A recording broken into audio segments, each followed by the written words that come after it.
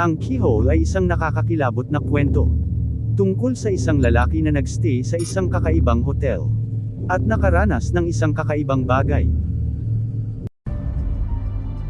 Ang isang lalaki ay nagpunta sa isang hotel.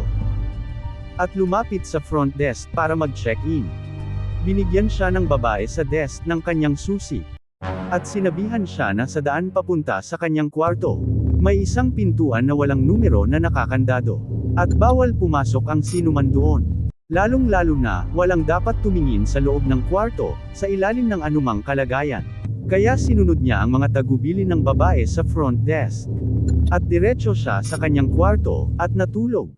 Sa sumunod na gabi, hindi niya matiis ang kanyang kuryosidad. Tungkol sa kwarto na walang numero sa pintuan. Naglakad siya sa hallway papunta sa pintuan at sinubukang buksan ito. Tama nga, ito ay nakakandado. Yumuko siya at tumingin sa malawak na keyhole. Dumaan ang malamig na hangin dito, giniginaw ang kanyang mata. Ang kanyang nakita ay isang kwarto ng hotel. Tulad ng sa kanya, at sa sulok ay isang babae na puti ang balat. Nakasaandal ang kanyang ulo sa pader, nakatalikod sa pintuan. Nakatitig siya sa kalituhan ng ilang sandali. Muntik na siyang kumatok sa pintuan, dahil sa kuryosidad.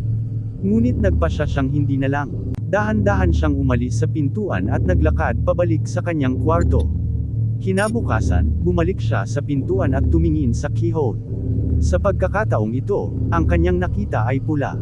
Hindi niya mailarawan ng anumang bagay bukod sa malinaw na kulay pula. Marahil alam ng mga nakatira sa kwarto na nagmamasid siya noong nakaraang gabi. At hinadlangan ang keyhole gamit ang isang bagay na pula. Sa puntong ito nagpasya siyang kumonsulta sa babae sa front desk, para sa karagdagang impormasyon. Bumuntong hininga ang babae at sinabi, "Tumingin ka ba sa keyhole?"